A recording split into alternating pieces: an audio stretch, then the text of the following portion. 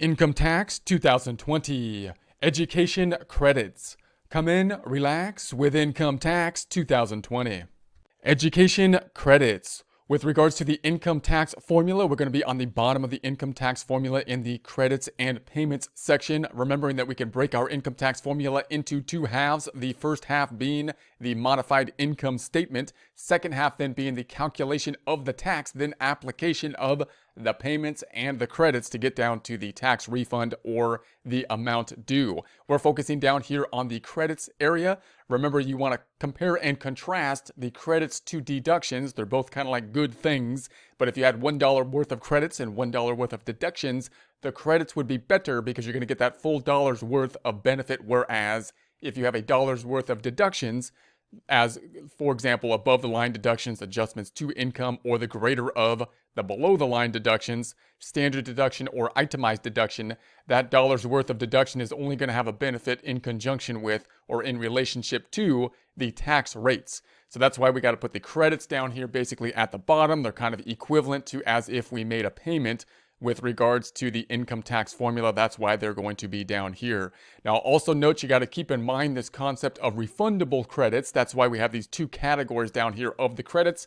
Refundable means that we can take the liability on past zero, so it's no longer a tax refund, but you're actually getting like a benefit program at that point in time. So we still call it like, quote, a refund. But if the liability is at zero and you're getting money back, it's not really a refund. It's kind of like a benefit program there. That's why we have these two categories down below to kind of calculate the portion that would be refundable and non-refundable. So this is the second page of the Form 1040, and we're thinking about education credits now. So on the second page, we're thinking about the items like close to where the payments would be. So the second page is where the payments and the credits are. And we're looking here at line 20. So line 20 has that 1,500. And then down here we have the 1,000. This is the American Opportunity Credit from Form 8863. Now we'll take a look at more of an example on this with the tax forms and tax returns in the following presentation as we work through an example problem. This is going to be Form 8863. Just to take a look at it now, we'll take a look at it more once again in the following presentation. But this is the education credits, the American Opportunity and Lifetime Learning Credits for 2020. Calculation up top, we're getting to that 1,000 that pulled over here. And then on the second page, we got that 1,500 for the non-refundable education credit portion calculated on this form, which we saw here. So here and there.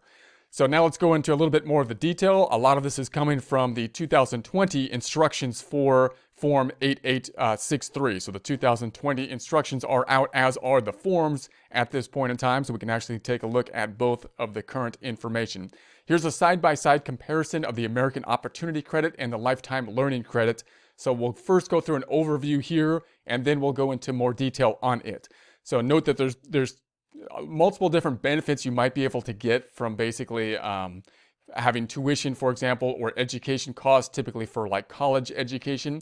You might have one of these two credits, and you could possibly be able to take a deduction, but there's kind of a hierarchy of what will be beneficial to you.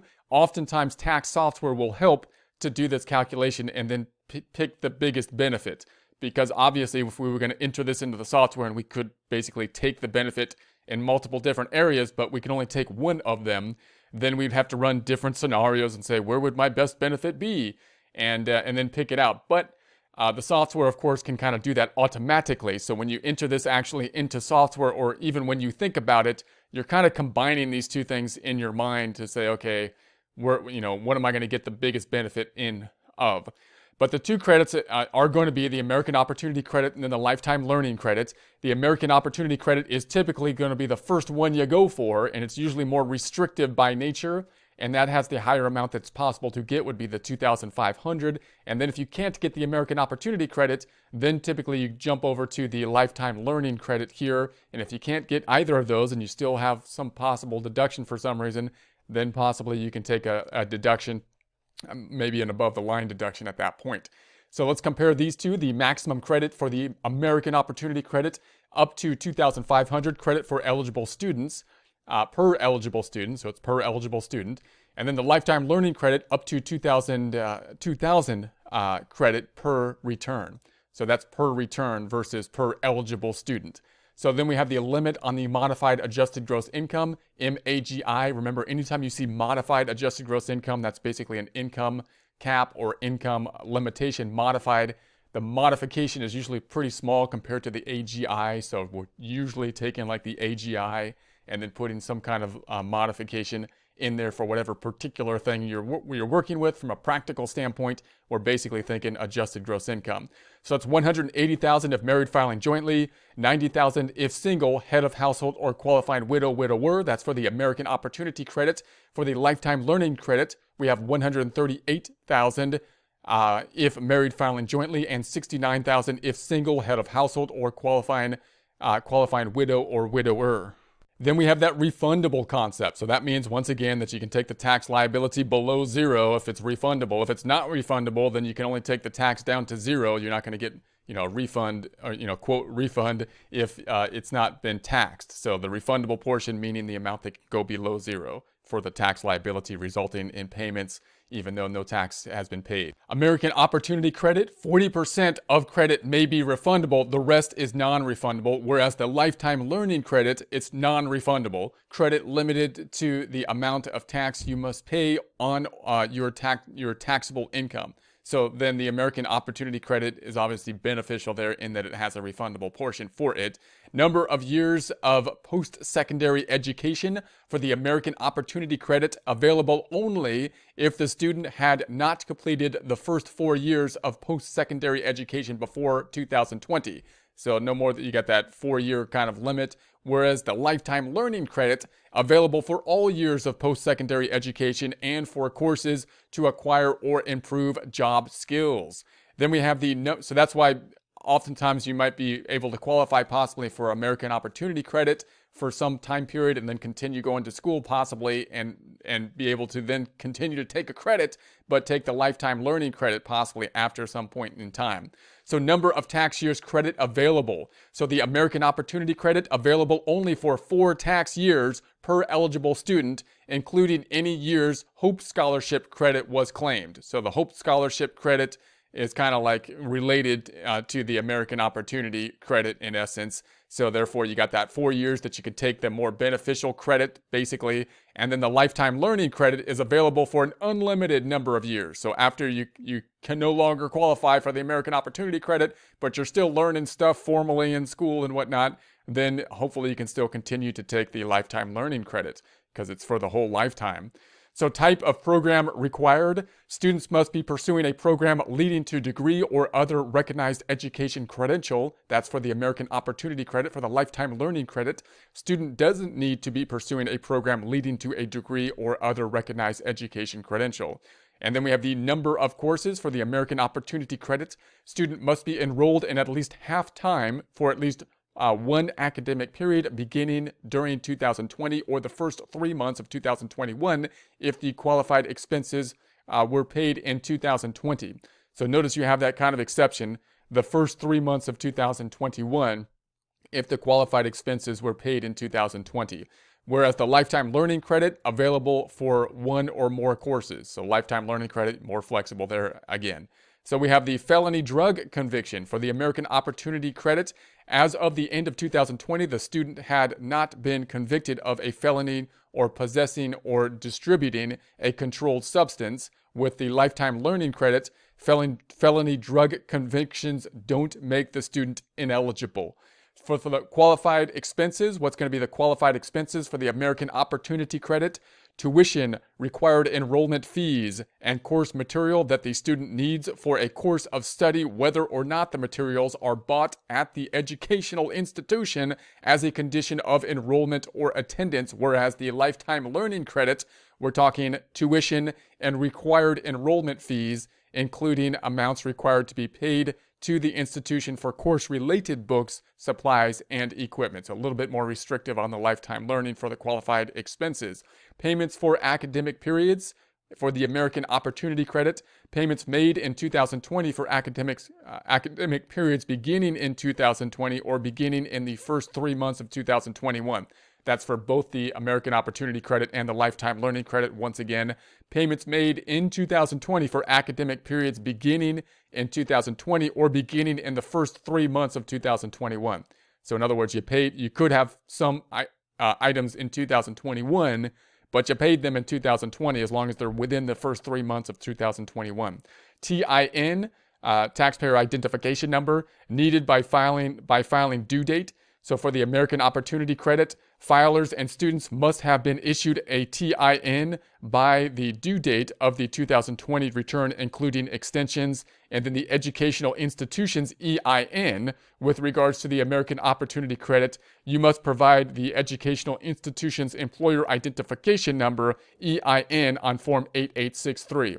Now, if you paid tuition, you'll typically get a form from the institution, which should provide you with at least the amount that was paid in tuition, at least on their accounting records of it. And they should give you then the EIN number, which is like their employer identification number. They're kind of like the social security number for the school that you can then include in the data input. Okay, let's go through it in a little bit more detail here so it's not quite so packed together.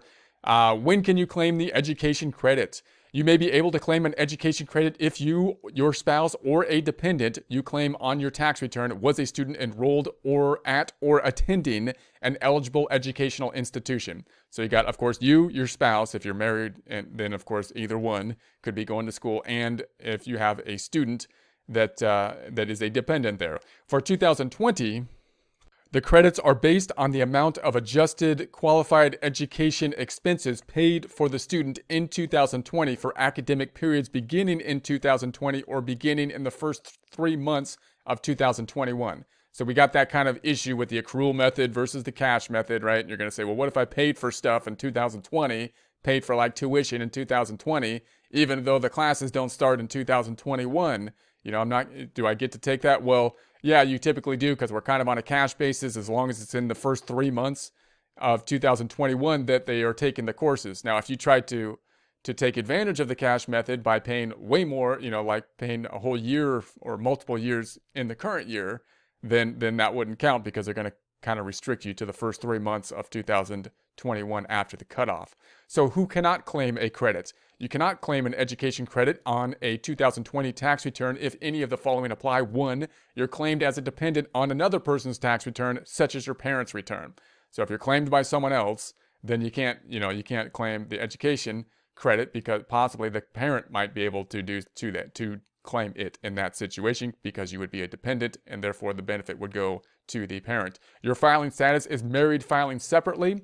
So once again, the IRS is skeptical of people married filing separately, because there may be like an AGI limitation, adjusted gross income limitation here. And if people could try to take advantage of the credit by breaking themselves in the one entity into two entities and then trying to qualify for the credit. So the IRS says no credit if you choose to file married filing separately instead of married filing joint.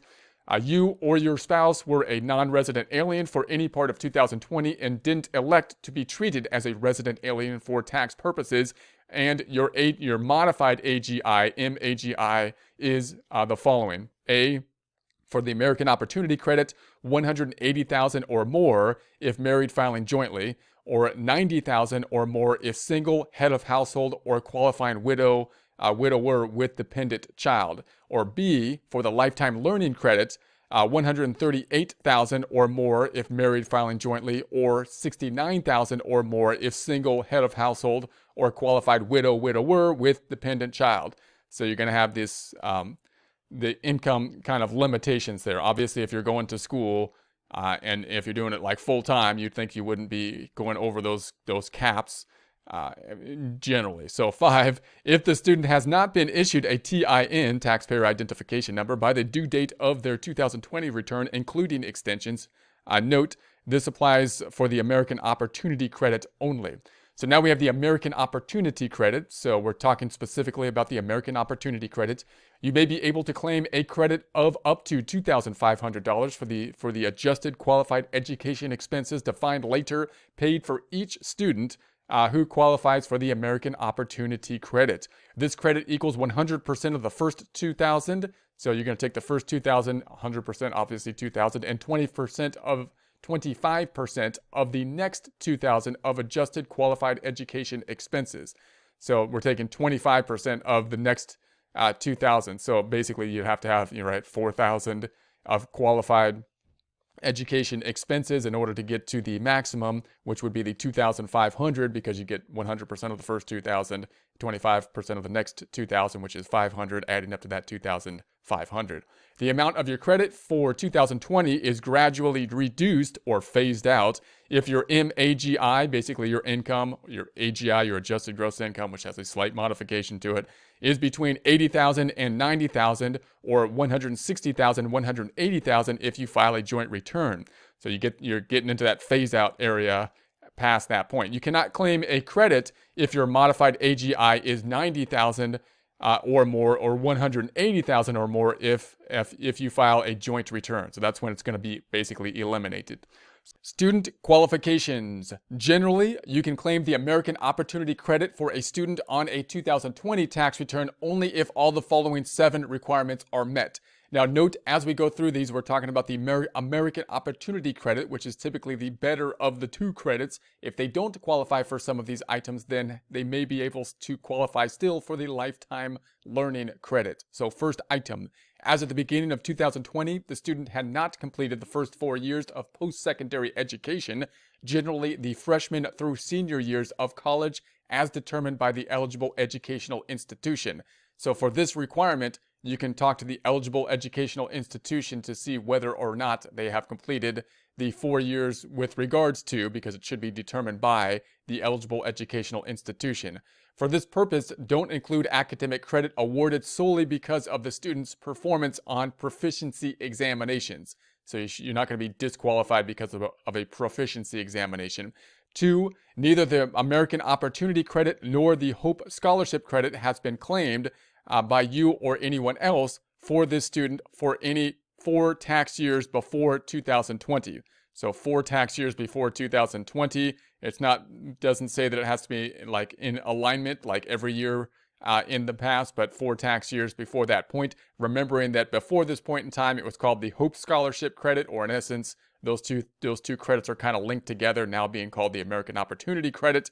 If the American Opportunity Credit and Hope Scholarship Credit has been claimed for those students for any 3 or fewer tax years before 2020, this requirement is met. Number 3, for at least one academic period beginning or treated as beginning, see next, in 2020, the student both A, was enrolled in a program that leads to a degree, certificate, or other recognized educational credential, and B, carried at least 1/2 of the normal full-time workload for his or her course of study. Number 4, as of the end of 2020, the student had not been convicted of a federal or state felony for possessing or distributing controlled substances. So notice they kind of stuck that one in here. It doesn't really have a lot to do with the education credit, but you have to keep that in mind when considering eligibility, of course. Number 5, filers and students must have been issued a TIN, Taxpayer Identification Number, by the due date of their 2020 returns, including extensions. Number 6, the student received Form 1098-T. That's the form that you should be getting from the institution, the educational institution. That's going to be coming from the educational institution for 2020, or you followed the procedures under Form 1098-T requirement earlier. 7, you must provide the educational institution's employer identification number, EIN, that should be on the Form 1098-T. You will provide the EIN on the tax form being filed, that being Form 8863. Now let's take a look at the Lifetime Learning Credit. So remember, we're going basically for the American Opportunity Credit if possible, because it's usually more beneficial. If we don't qualify for it for whatever reason, then we're typically going to be looking for the Lifetime Learning Credit.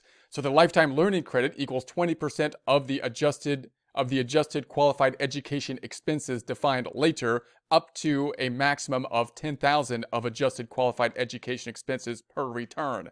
So you got up to 10,000, 20% of that then being the $2,000, that would be the maximum, and you'd have to get to that maximum by having the full 10,000 of adjusted qualified education expenses to get up to the maximum amount of the credit allowable, which would be the $2,000. So therefore, the maximum lifetime learning credit you can claim on your return for the year is $2,000, regardless of the number of students for whom you paid qualified education expenses. So you can have multiple different students. You might have, different people going to college, And we're talking per return here. So you'd have the 10,000 would be the cap, even if you have multiple different students, which would max out the actual credit at then the 2,000 because it would be 20% at that cap of the 10,000. The amount of your credit for 2020 is gradually reduced or phased out if your MAGI, which is going to be your modified adjusted gross income, basically your income level, basically your adjusted gross income, is between 59,000 and 69,000, or 118,000 and 138,000 if you file a joint return. You cannot claim a credit if your MAGI, adjusted gross income, is 69,000 or more, or 138,000 or more if you file a joint return. Qualified education expenses. Generally, qualified education expenses are amounts paid in 2020 for tuition and fees required for the student's enrollment or attendance at an eligible institution.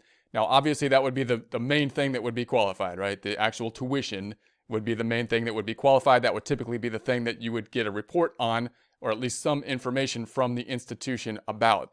It doesn't matter whether the expenses were paid in cash, by check, by credit or debit card, or with borrowed funds. So even if you have a loan, a student loan, then it's still an expense that you took and you can get a deduction for it. For course-related books, supplies, and equipment, only certain expenses qualify. So if you go beyond that, then things like books and whatnot and supplies, then you're getting into the more, questions as to whether it would be deductible or not.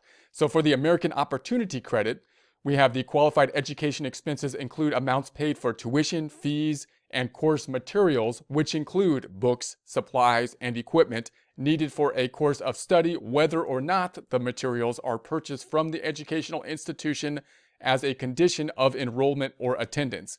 So you're talking even materials that we're saying are not basically conditional, meaning the school kind of didn't make you buy that book, may still be qualified education expenses. For the lifetime learning credit, it's a little bit more restricted. Qualified education expenses include amounts paid for books, supplies, and equipment only if required to be paid to the institution as a condition of the enrollment or attendance. So now they're going to be required by the institution, so you're kind of limited to more, and that would probably, that full amount would probably be then reported on the 1098-T that would be provided. Qualified education expenses include non-academic fees such as student activity fees, athletic fees, or other expenses unrelated to the academic course of instruction only if the fee must be paid to the institution as a condition of enrollment or attendance. However, fees for personal expenses described below are never qualified education expenses. So qualified education expenses don't include amounts paid for the following. So these things are not included.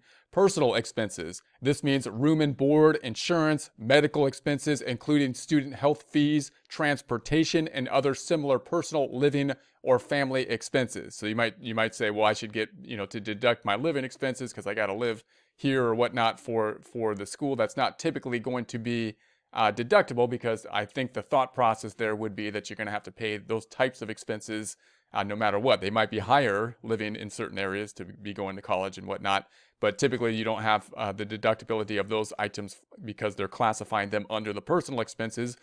Any course or other education involving sports, games, or hobbies, or any non-credit course, unless such course or other education is part of the student's degree program or for the lifetime learning credit only, helps the student acquire or improve job skill. Here is an example of the Form 1098-T, the tuition statement. So if you have paid tuition for 2020, this is the 2021 form, but if you paid tuition in 2020, you should get a form such as this. Now, it might not look exactly like this, but it should say 1098-T on it, and you should have the same box numbers or the box numbers that are relevant on it. And then you can look at the instructions, which typically will be included with it, and or go to the IRS website at irs.gov and look at the instructions there, which will give outlines of the instructions on a box-by-box method. So if you have some confusion in terms of they filled something out in some other box, like a scholarship or something like that, then you might want to then go to the instructions and just and start your research there.